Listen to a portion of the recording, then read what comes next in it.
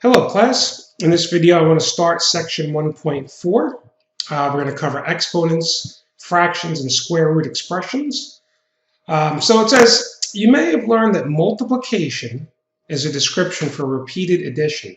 Right, so if I were to multiply 5 times 3, that's the same as adding 3 to itself 5 times, right? So multiplication really describes repeated addition. So the question is there a description for repeated multiplication, right? Yes, we know repeated addition, but what about repeated multiplication? And the answer is yes, exponential notation. Okay, and then there's another quick definition, factors. Just remember, factors are the things we multiply together. So for example, if I were to write 3 times 2, the factors would be the 3 and the 2, right? Or 4 times 7, the factors would be 4 and 7. Or if I were to write 3x, the factors would be the 3 and the x, okay? So they give us an example, and lucky for us, they actually give us the answers. So if I were to give you 18 times 18 times 18 times 18, the factors are 18, right? So we have 4 factors, but it's the same factor, and that's 18. When I have 1, 2, 3, 4, 5, if I do x times x times x times x, there are 5 factors, and they're all x, right?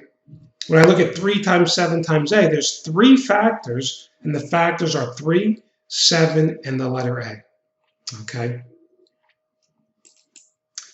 So let's get to the exponential notation, all right? So like we said, exponential notation is used to show multiplication of the same factor. So, for example, if I did something like 3 times 3 times 3 times 3, I could use exponential notation to write 3 raised to the 4, right? This is the same thing. 3 times 3 times 3 times 3 is the same as 3 to the 4. Or if I did 2 times 2 times 2, that's the same thing as saying 2 raised to the 3rd power, right? So the factor that's being repeated in this case would be 3, and it's being repeated 4 times. The factor that's being repeated here is 2, and it's being repeated 3 times. Let's check out the next page. All right, so we want to make sure we're speaking the same language. So when it says reading exponential notation, the base, that's what's on the bottom of your exponent, right? So for example, if I were to write, I don't know, 2 raised to the 3, my base would be the 2, right? The thing that's on the bottom is your base, right? Or 4 raised to the 7, right? The 4 is your base, okay? Let's keep looking. The n is the exponent, so in this case, right, the 7 would be my exponent, or the 3 would be my exponent. The number represented by x to the n is called the power of x, okay? Let's see here. So x to the nth power, right? The term x to the nth is read as x to the nth power, or simply x to the nth, right? So if I were to write this, this would be 4 to the 7th, or 2 to the 3rd.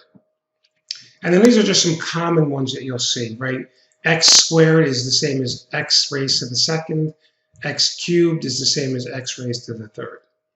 Okay, so now we have an example.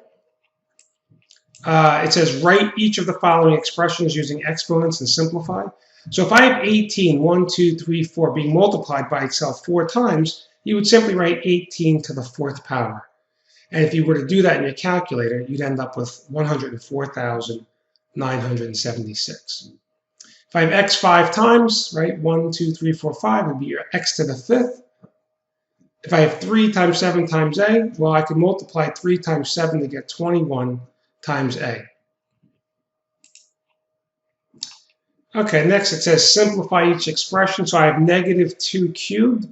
So that's the same as saying negative 2 times negative 2 times negative 2 equals negative 8, right? Or negative 2 squared is simply negative 2 times negative 2, which is positive 4. I want to throw something in here. This is kind of a tricky one. What if I were to write negative 2 squared? Is your answer still positive 4? The answer is no. In this case, negative 2 squared would be negative 2 times 2, which equals negative 4.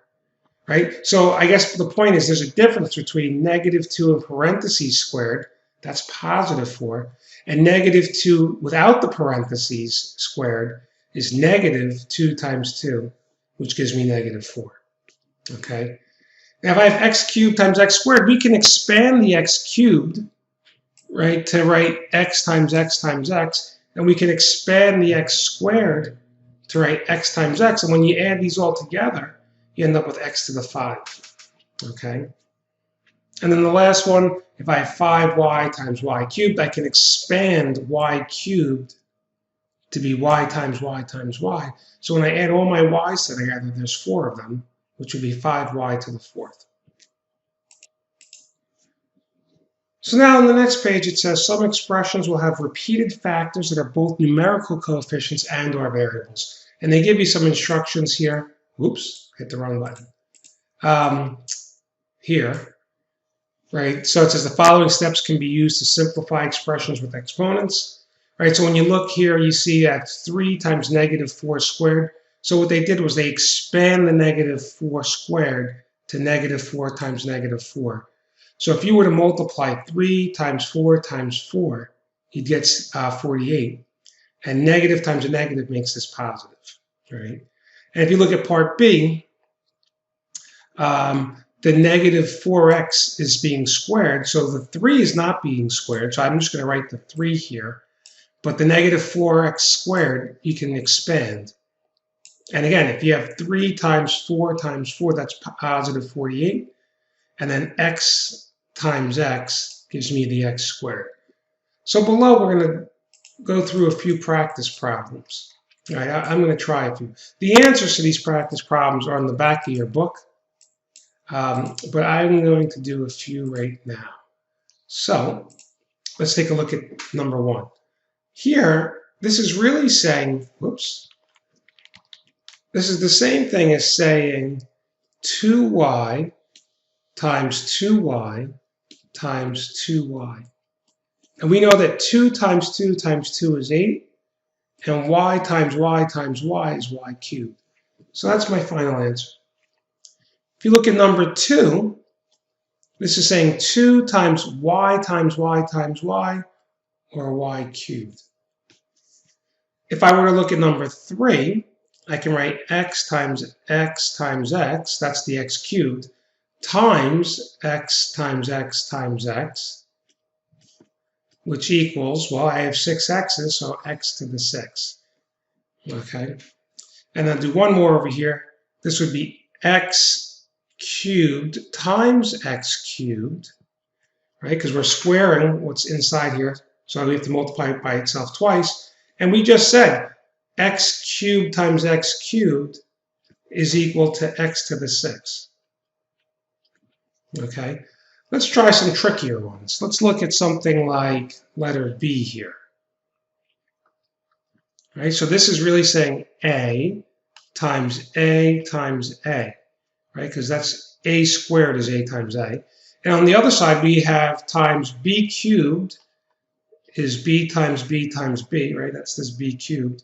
And B squared is another 2 B's, right? B times B. So when I add all my A's together, I have 3 of them, A cubed. And all my B's together, there's 1, 2, 3, 4, 5. So this is my final answer. Okay. Definitely practice a few of these. Again, the answers are on the back of the book. You're going to want to practice this because you're going to need this for this math class and the next couple of math classes you'll take. I'm going to do one more. If you look at this one, my answer is 3 times, and it's negative 5x to the 4 times negative 5x to the 4. So you could do negative 5 times negative 5 is 25, and 25 times 3 is 75. And now I put my x's together. So I have x to the 4, which is really x times x times x times x 4 times another x to the 4, which would give me x to the 8. All right, that's my final answer for this one. Okay? Again, practice. These problems are answers at the back of the book. If you need more help, definitely see me during a Zoom office hour, and I'll help you work through these problems.